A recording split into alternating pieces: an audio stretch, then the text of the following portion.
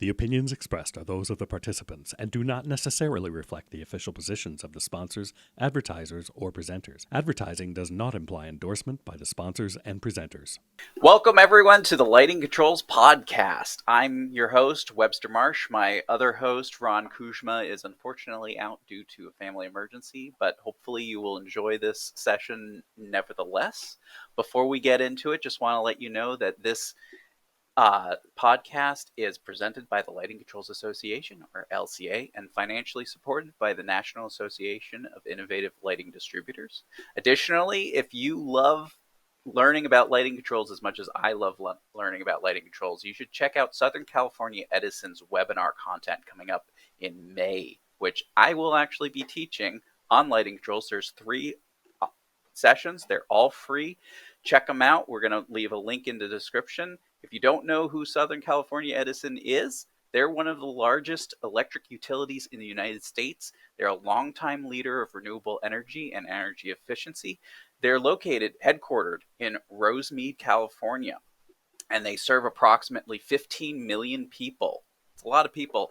And they put out great content, not just on lighting controls, on lighting, energy efficiencies. They really want people to learn about these things. Additionally, you should go to Light Fair this year. If you're not going to Light Fair this year, you're going to miss out on some really great seminars that I'm going to be teaching, as well as Ron and I are going to be doing one together. But if you are going to Light Fair, check it out. Feel free to stop by, say hi to us. We'll be walking the floors and everything. We love chatting about lighting controls or just in general in the industry. So come and find us. And here's Jennifer.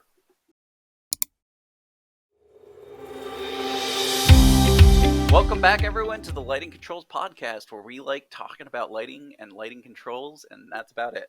But today, unfortunately, Ron's not with us. He had a family emergency, so that's why it will be just me and Jennifer here today. Jennifer, do you want to give us a quick breakdown on who you are and what you do?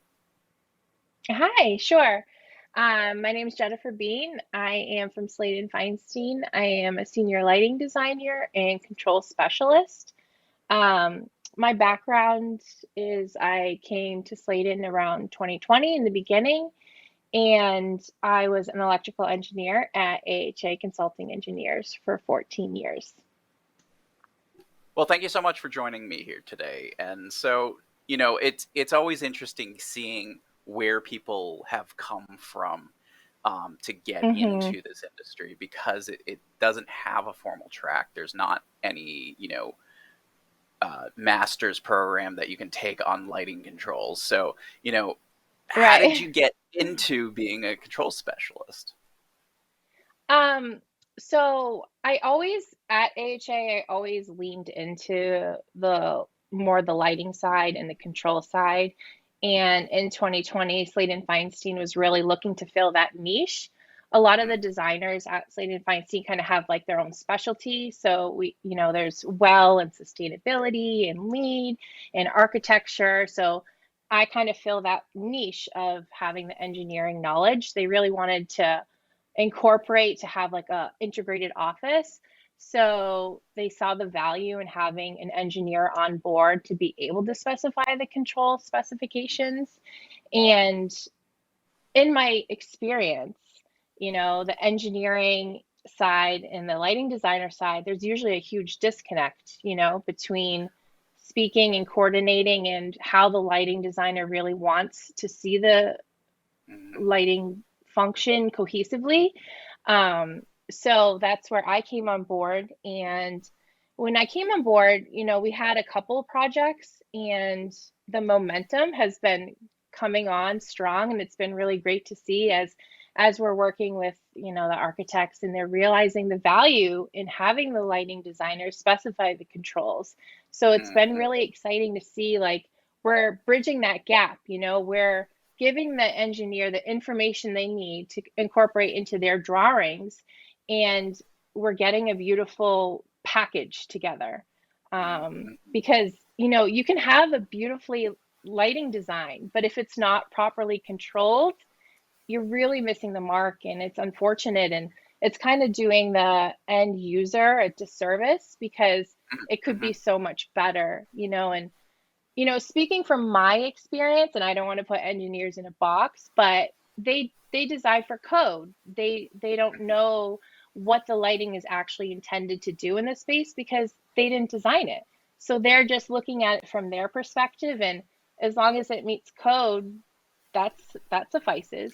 So Right. we're kind of taking another approach and, looking at it holistically and really how should these wall washers be grazing that wall? How should the ambient lighting be controlled? How should the code be? So we're really taking another approach and thinking of it as overall, not just one piece. No, and that makes a lot of sense. From the perspective of the lighting designer, there's definitely instances where the lighting design will be done and well documented and thoroughly vetted, but then you end up Mm-hmm. with a lighting control system that's like, why are we Yeah, zoning like this? And so exactly. it's that disconnect that you're talking about. So having somebody like you on the team makes a lot of sense. And so, are Yeah. you stamping drawings? So we don't stamp drawings. We don't have a professional engineer. You need that to actually stamp the drawings.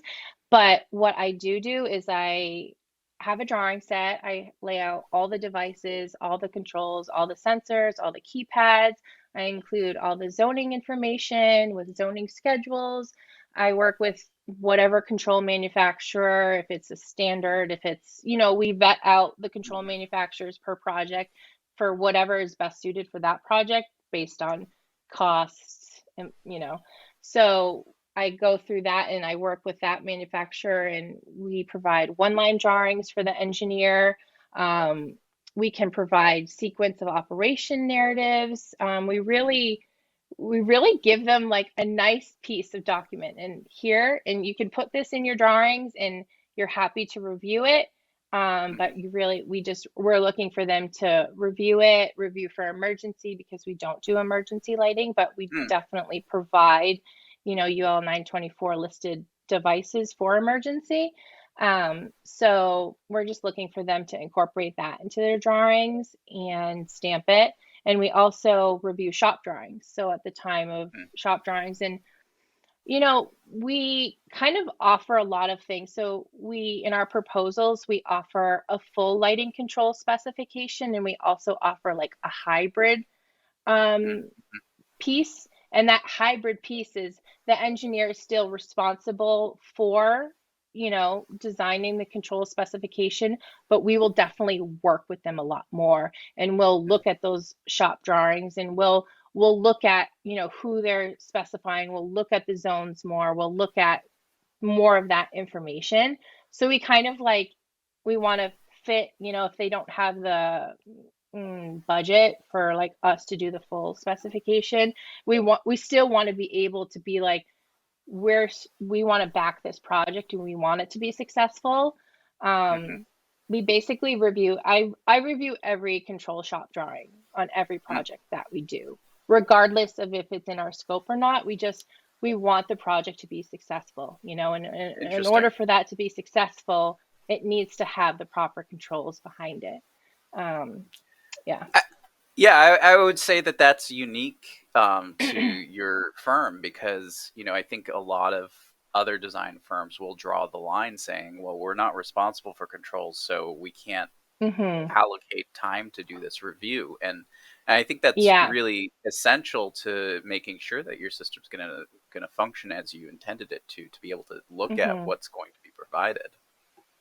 Exactly. And it in my experience so far, it's given the architecture team a real sense of our value, and Mm. they appreciate it, and they see that, we want the project to be successful and we will do what it takes for it to be successful. So I think that's also what's helped in the momentum of us getting a lot of projects now with the full control specification. Hmm. Because I've only been at Sladen for 3 years. And like I said, when I first came on board, we only had one or two projects, but now we're getting multiple RFPs for having the full control specification. Wow. So it's really exciting for me, Yeah. because it makes you feel good. It makes people understand like the value of having this full package and how important it is. Well, and it kind of flies in the face of the argument that lighting designers are lighting designers and they don't deal with controls, or they just deal with controls from Mm-hmm. a narrative standpoint. They don't actually get into the weeds. What you're saying is Exactly. that And you it, have to get into the weeds.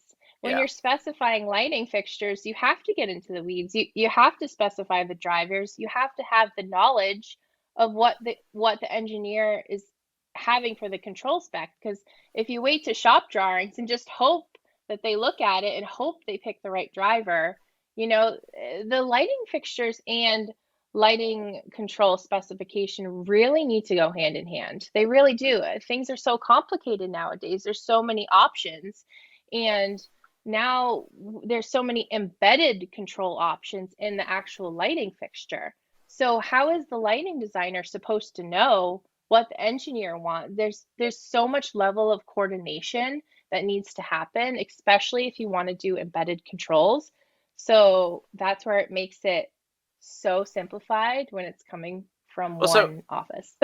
on that subject of embedded controls, I mean that's kind of the newer tech in our industry. It is. How do It you is. specify embedded controls? Yeah, it is. I mean, I'm seeing it more and more now with Enlight, with Lutron, and I see the need for it in some applications where it, Mhm. it definitely will reduce in labor because there's less wiring. And when I see that, we're doing the lighting design on a project, and I'm seeing like, this would really be better if it had an embedded control. So we Mhm. will specify that in the actual lighting fixture part number.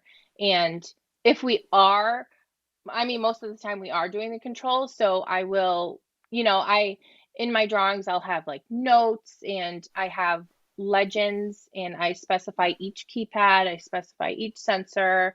So it really, and the notes help to clarify. And most of the times I'm seeing that the engineers are really just taking my set of documents and copying it to their set with my notes. So it's Right. great. I love when they copy my notes because I'm very detail oriented, so I'm very like in the weeds and I want things to be as clear as possible. So when they copy my notes and put it on their drawings, I actually really enjoy that.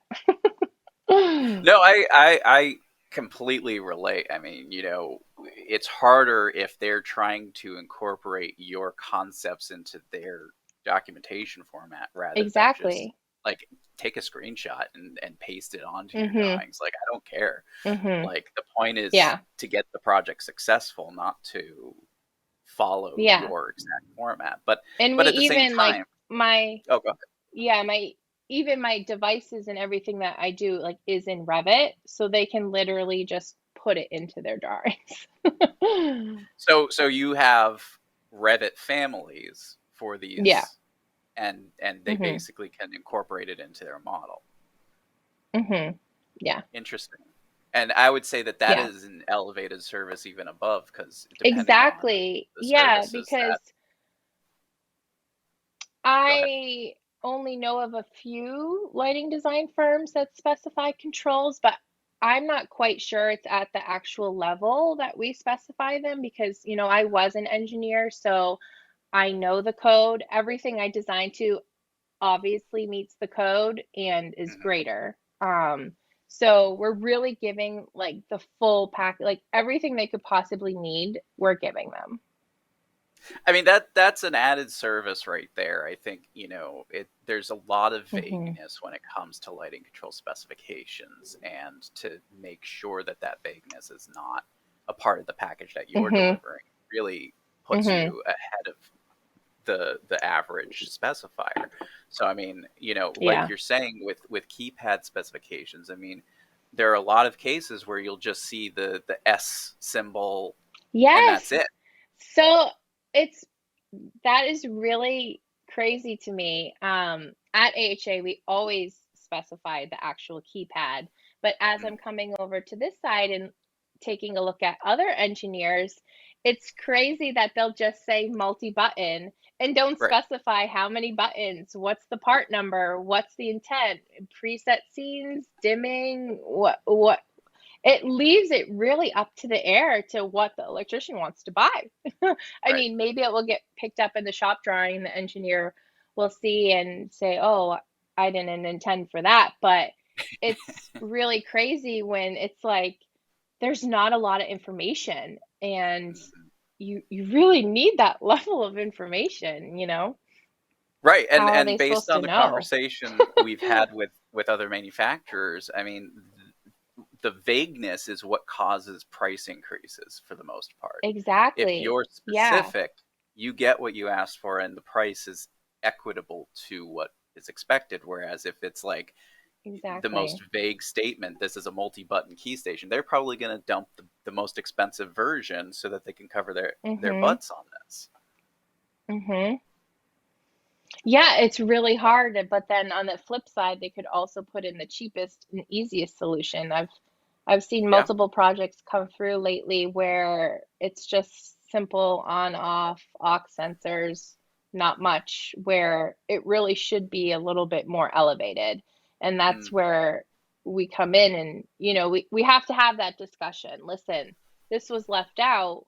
We feel that it's important to have these keypads and this solution, and how do you want to handle this, how do you want us to proceed, so it's better to catch it in shop drawings than once you're out in field and everything's installed. At that point there's nothing you Right. can do. Well, so I mean, No matter how how did the much you try to charm, it's not sure. happening.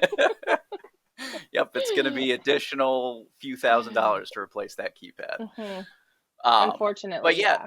how does the conversation look like when you're talking to an owner who like is expecting to pay for this super simple system and is now being asked, no, you need to go to a more expensive system? I mean, I wouldn't word it like that. Sure. um, I would I think maybe use that's a a few. critical element. No, I think that's really good because you're right. You know, when you're delivering that message to Yeah. the owner, you don't want them to be like, well, I'm not. I don't want the Rolls Royce. I want just the simple, you Yes. know, low cost option. Yeah.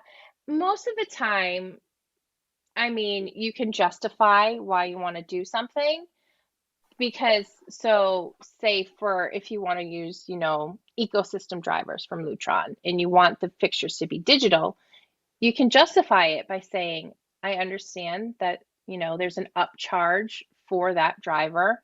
However, on the installation side, there's no wiring and there's flexibility because it's digital. So if that room changes function later on, you can easily reprogram it to react to the new space that without rewiring. So there's always, ways that you you want to benefit them. You want, Yeah. this system to last. You want to future proof. You want it to be as flexible as possible. So in that scenario where you want the, you know, premium driver, but it's for the long-term use. So there's it depends on what you're looking to do. Sure. You don't just come in and say, I want this DMX full capacity theater lighting when you're just doing, maybe a couple of color Mhm. changing fixtures. So yeah, I mean that conversation can be challenging, but you just have to kind of explain why you want to do it. And I mean, luckily, most of the time they're reasonable and they understand, like, and they see the value in it. So, I mean, not all times, but most of the time. No, but I mean, there's definitely comments that I've heard from people, not necessarily on this show, but just in general. It's well, the owner's not going to be okay with this project if it's Mm-hmm. this expensive and it's this Mm-hmm. complicated. And I think Mm-hmm. that's a disservice right there because they're making an assumption. They're not actually having the Right. conversation like you're talking about. Right. And there's always areas you can scale back. So, hey, maybe don't network the offices, maybe don't network storage room, maybe you can always scale back. And in high amenity spaces or high priority spaces, that's where you want, the more higher end controls. Right. Yeah. So, I mean, as far as the design of the entire building goes, you don't have to have the same system for every single space, like you said. Exactly. Exactly. And I think, Yeah, like every having somebody like you doing that design can really make sure that the mhm. appropriate system is in each space and it's not just Mhm. blanket sweep across the building. Yeah. And on this side, I have to say I'm much more involved with costs. And Mm.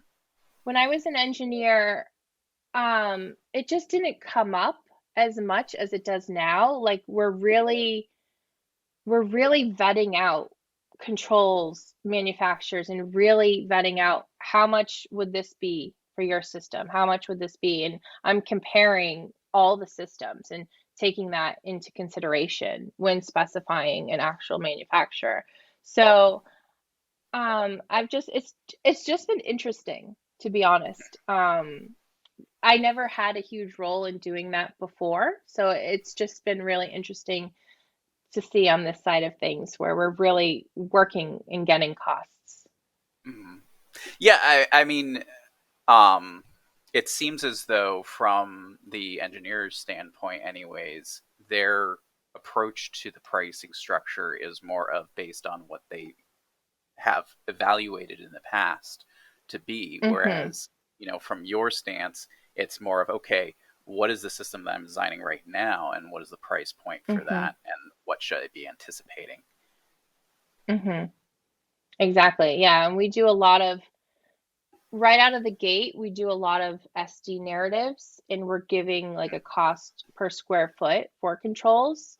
So I'm working with, and that's where I kind of vet out at the very beginning is when I vet out, who we should use on the project and whose price point is acceptable. But sometimes you don't always have a budget. You'll learn after the fact that's too much. You're never really told at the beginning what your budget is. Right. But with our experience, we kind of know where it should be and Mhm. what kind of caliber the project is, so you know where you should be going towards. So, I mean, everything leading up to the bid, you're doing a huge service to your customer and clients to make sure that the it's an airtight specification and ready to be bid, and in a design bid build format. Hmm. What about after the bid? What is your role there? Yeah, so like in terms of commissioning or in terms of Yeah. like construction and sure. So yeah, so like I said, we do the shop drawings, we Mhm. review all those, we review any RFIs, we help with Mhm. all constructions. We usually go out once everything's installed, either it be prior to the punch list or during the punch list, and we meet with the control manufacturer who's ever there programming the controls, Mhm. and we fine tune, what level should be at what, and we fine tune the scenes. Preferably an owner is there at that time or somebody that makes, the decisions. So we can really say like, hey, we think it should be this, this, this. Sometimes, a lot of times they don't really, you need to really guide them as to what you Mhm. think, because sometimes they're just like, can this just all turn on and off? It's, you're like, but it can do so much more, Mhm. because every day is different. Every function can be different, day, night, different people, different things, different activities in the room. And you can really like customize a space just by having Mhm. different scenes. So yeah, we're there for support and to answer any questions. And Mhm. we usually give a couple days to do that on site. And that's usually included in our contract. Sure. Yeah. So, I'm just curious, though. What does that conversation look like? If you could give me a little more peek behind the curtain of that, I just want this on and off. If you've ended Yeah, up with a really nice lighting controls design for a that's multi-purpose space. yeah. So, well, I just had a project, and it was a locker room, but it was a very higher end locker room, and that was I was thinking of that when I said they just wanted it on and off. But they didn't understand they had RGBW cove light, RGBW toe kick light. So I was like, don't you want to create a scene? Don't you want to get these players excited for game day? Don't you want the colors represented for game day? Or, when they're trying to rest, do you want a more comforting zone or just an overall, cleaning zone? And so I was there when the control manufacturer was programming it, and we set not too many scenes, but like 6 scenes or so. And I said, this Mhm. is what you can do on recruiting day. This is what you can do on game day. This is what you can do on every day and relax meditation day. And then they understood, oh, It, this it is it great. reminds me so much of my days in theater, where sometimes you'd end up with a director who just can't visualize the lighting, They're and you nervous. have They to. just don't know. They don't Yeah, want it to be complicated. And right. you're like, you just push a button. It's not complicated, I promise. Well, but you're also, it's not just talking about the technology, but it's also talking about the experience in the space. You were just Hmm. talking about, recruiting days and game days and all this stuff that you don't see on just a drawing. You have to look at the space and think about the space and really Yes. spend time imagining what is going to happen with this space and what the presets are going to do for that space. And so you're communicating that to the owner to help support the Hmm. design in the end, because otherwise, if they just go on off, it's going to be the most boring space possible. Boring. Exactly. And it's like we have this beautiful design and these fixtures that, encompass, they can be your branding colors. They can be whatever you want them to be. And wouldn't you But want to utilize that? it's a little more than that, because it's not just Hmm. saying you have a blank canvas. It's almost like giving them a coloring book in a way and saying, okay, Hmm. here's some examples pages that I've done for you. Now have fun, Hmm. but you can also just keep the pages that I did for you. You don't have to do anything more. So I think, Exactly. these conversations are essential to have with clients and owners so that they get the Hmm. understanding. Otherwise, they're just going to have this like, what am I doing here? What is this?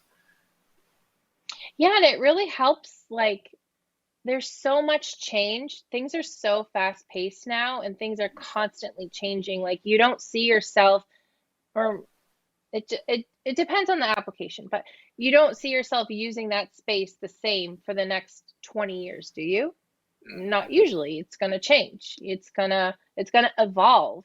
And you got to think about that when you're designing the space. And you want to help make sure that there's less, problems later on and more flexibility and more future proof with the controls you specify to help them later on change it, because Mm-hmm. that's really, I feel it's really important. I think that, just like I said, things are just changing so quickly, and it's just people are growing and adapting, and so to be able to have that functionality, to be able to just change that group of lights to this zone without Mm-hmm. having to call an electrician and rewire, and it's fantastic, So I mean, right? I'm detecting that your preference, if outside of the budget conversation, you would prefer to go digital with all of your fixtures. I wouldn't say all.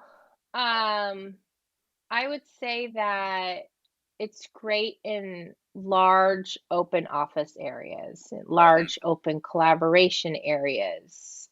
That's where I really see the value, because those are the areas that are going to change the most. Um, I wouldn't necessarily say in smaller enclosed offices or conference. I wouldn't fully do it there. But Hmm, I think where it deserves a space is in the larger open areas, in my so opinion. flexibility is your focus when it comes to deciding between an analog or a digital control unit. Yeah, and I just feel like the code is so stringent these days, and like that's where it's going. If Sure. if you want a fully well project, it needs to be digital. If they're doing that enhanced lighting control in 2020 mass amendments, it needs to be digital. I just see it going that way. Hmm. Um, it's just so And yet, stringent these days. and yet, we're still seeing a prevalence of 0 to 10 volt despite that. I know, I know. 0 to 10 volt has like taken over. Um, I'm not really sure why, but I've seen that trend. We've had several discussions on this show about why it is, but I think it is really kind of anybody's guess why we are where we are right now, despite the fact that Yeah. digital has all of these pros over it. But Hmm. I think that there's still, I think, to your perspective, and I would agree with your perspective, it really depends. I think Yeah. the flexibility factor is really a big one. I think it's also function of the Hmm. space. I mean, if it's a janitor's closet, I don't need a Hmm. digital driver for that fixture. Exactly. You don't need it to be networked. You don't need it to be digital. You just, and that's where you can scale back. That's where, if it comes in over budget, that's where you take a look again and say, these rooms on this floor can be a simplified standalone solution. It doesn't have to be networked. They don't need to change it from their computer. It's just a simple room. Right. Well, and I think going back to the conversation with the owner saying, well, what do you want from your system? Some companies do want to Hmm. see at least energy reporting for every single space, and then it becomes a Yeah, and conversation that's about how coming do you in the do new that. code too. You have to have energy reporting. Right. So, Yeah, and I think also with the initiatives of our country right now, there's just reasons to want to monitor how much energy you are consuming in your building, as well as just as a definitely. dollar issue. But if you're going to add Hmm. a bunch of electric vehicle charging stations to your building, you're going to need to provide the power for those. Hmm. So anyways, so you mentioned something which I always like asking about, because it's always this juicy debate about who Uh-oh. owns what scope. But you touched on Mm, emergency, and sure. so coming from an engineering perspective, you've done emergency in the engineering world. And now that you're Sure. outside of the stamping drawings and technically you're not responsible for that, how do you coordinate that? We're always thinking about it. When we're doing the design, I'm always thinking about that. And I'm always saying, if you're just doing something decorative here, you really need something, a supplemental something for an emergency. So we are always thinking about it, and we always do, you know, where we think, that they would want emergency, we would put it in. Um, but in terms of, so are you talking about like in terms of specifying the controls, or are you just talking just in general? Um, Let's start with general, because that seems where you're talking about. But I mean, I'd love to hear both if that's possible. yeah, yeah. So, I mean, whenever we're designing a space and, if it is a path of egress or if it is, more than 50 occupants in an area, you need to have the emergency lighting. So, we're just always conscious of that in the design and make sure that, we are providing enough lighting to have the, you don't want to have emergency light be like a wall sconce or like, Yeah, you yeah. want to make sure that you have sufficient emergency lighting. So we we do always make sure that that happens. Um, and And what in does that terms of conversation look like with the engineer, because the engineer is ultimately the one who's going to make that decision. Yeah, the engineer just does what they want to do. So it will be it will be us having to look at their drawings after they lay out the Mm. emergency and kind of like I said at the beginning, sometimes they don't always know that they're not in those project meetings. They're not in like the phase before DD is when we're really into it, when we're really designing, when we're really saying, this is intended to do this is intended to do that. And after DD, it's really calculating and, picking up any changes from the architect. And from the engineering standpoint, they're really getting in it after DD. From my experience, they're really getting in for the lighting design portion, not Sure. necessarily the power portion, but the lighting design portion is when they get into it after DD. So it's really just us taking a look at, what they are specifying for emergency. And I'm happy to say there was a multifamily project that we worked on. And I noticed that they had put battery heads in the lobby, Bug eyes. in the amenity spaces, and a lot of quite nice areas that I didn't think that battery heads were the right approach. So it's just us taking a look at that and saying, pointing it out to the architect or the full team and saying, is there a way that we can not have battery heads in these nice amenity spaces? And a lot of times they don't know. A lot of times they're not aware, or there wasn't a conversation had, and then they were like, "Yes, it sparks that that needs to conversation. change." Yeah. Yeah. So No, it's not so that much an changed. accusational statement of like, this is wrong. It's more of, Yeah. why It's are just you this doing is a this? way. This is a way you can do it. It's very cost appropriate, but can we scale back, and in these nicer spaces, can we maybe specify an emergency battery pack? Can we do an inverter? Can we do something else that isn't bug eyes, please? Mhm. And thank you. And yeah, just having that conversation, it it was changed. So it's important for us to actually really have the understanding, because maybe another like lighting design team wouldn't necessarily look at the emergency and what's being like captured for that. And then once it's installed, there's nothing you can do. So we want to make provisions if, we want to establish if there's a generator. Are you using the lighting for a generator? If not, do we need to specify our lights with emergency battery? If so, let us know. If we're not doing emergency battery, can we do inverter? I don't know, but I feel that inverters have become a lot more popular. That Hmm. might just be the trend that I'm seeing. If there's no generator, which is great because inverters, they have the full output of emergency, so you don't need to have as many fixtures on. But yeah, it's a conversation to be had, and it's definitely something that we look at and we consider.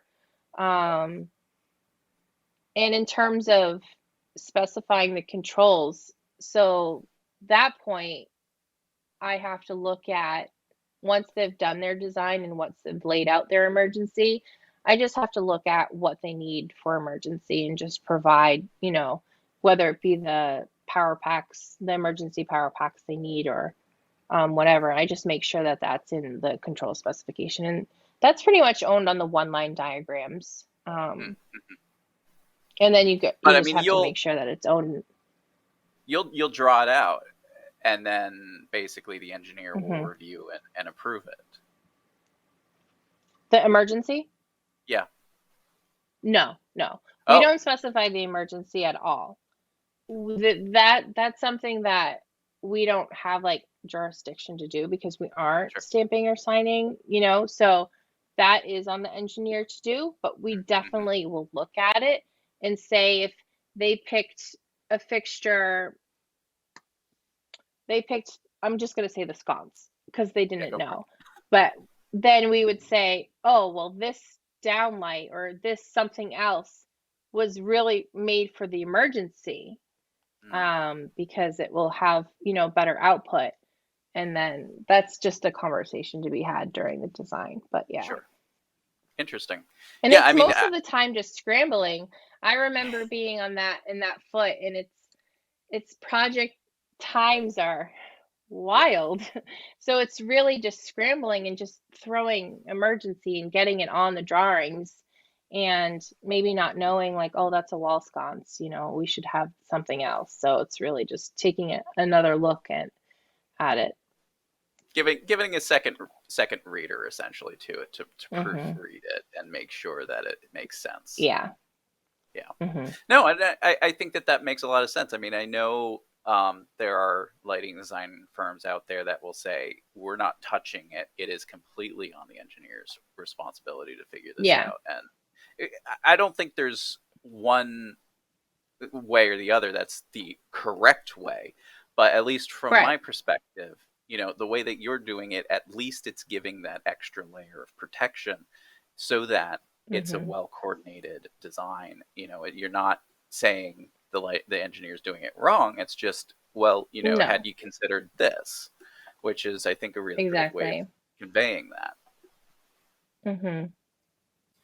But so as far as finishing up a project, that very last moment, is there a finality to your projects, or do they go on after the occupants move in and everything's programmed?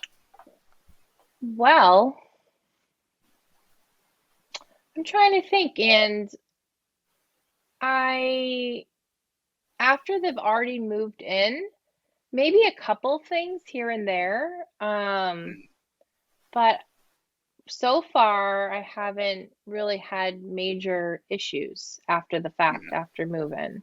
So far it's been pretty streamlined and good. Um, yeah, Yeah, I was so trying to think of if I've had anything after the fact. I mean, at Sladen Fine, I've been at Sladen for 3 years, so I've only had a handful of projects actually be in construction now and actually finish. Um, so that's where I'm saying it's been good. sure. And I'm trying to think of back when I was at AHA. I'm sure there was problems after, but um, Well, and it doesn't have to be problems. I mean, we were just talking mhm, with somebody last week who was saying we schedule follow-ups on a regular basis, to because when somebody gets into a building for the first time, they're not going to know immediately what they want, and so having that follow-up can help out to make sure that they have the programming they need.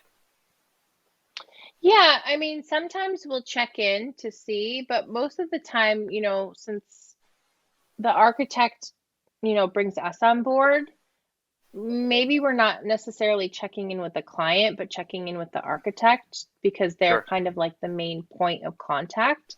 And they will know if there's anything that needs to be resolved for sure. sure. Um, but yeah, I would say I guess it just depends on the project, but I would say it's definitely checking in after with either, it depends on what kind of relationship you have Sure. with the owner, but if it's checking in with them, if it's not checking in with them, then checking in with the architect. But Well, yeah, I mean, if your um, direct client is the architect, then they're going to be your resource for yeah, information. yeah, they're usually our point of contact for mostly everything.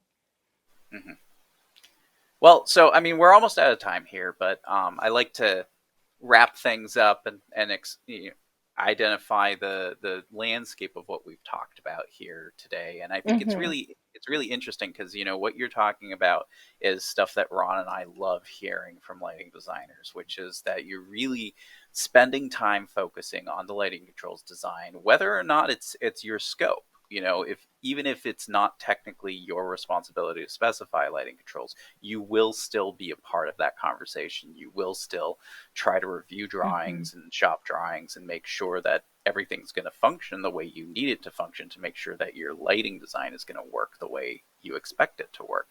But additionally, something you mentioned here that maybe we hadn't touched on in the past is what those conversations really look like when you're talking to people, whether it's an engineer, whether it's an owner, whether it's an architect, and making sure that those conversations aren't just blunt statements, but more of investigations, more of, painting the picture for them to understand how their space is, at least how you've designed the space to be operated. That I think that locker room was a great example of conveying what the intended experience of the space is, and how it can be custom tailored to other scenarios in the future. And so having those conversations is really critical to having the success of a project, because otherwise you're just handing them a blank piece of paper and saying, okay, have fun. And then following through in that programming, making sure that everything is programmed the way that it was supposed to be programmed, and showing off what that looks like. I think these are all essential things. And so it's really great to hear that that's what you guys are doing, because again, I just love hearing that. I love that you're spending the time.